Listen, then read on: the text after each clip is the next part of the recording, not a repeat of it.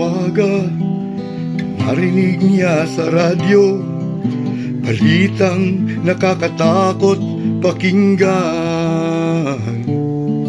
Hindi lang isang tao, kundi marami pa ang magkakasamang pinaslang.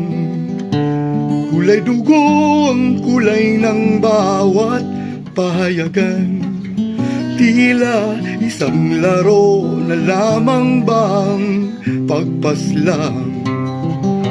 O kay raming buhay na ang nasayang sa walang tigil na pagyurak sa pantaong karapatan.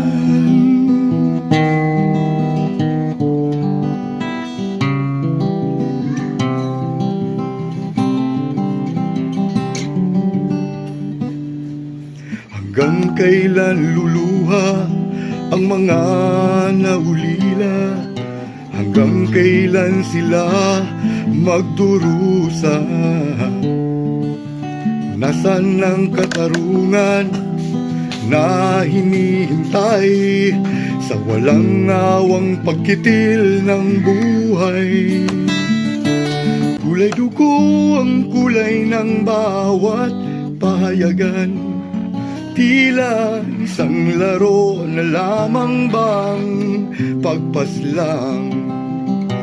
Kay raming buhay na ang nasayang sa walang tigil na pagyurak sa pantaong karapatan.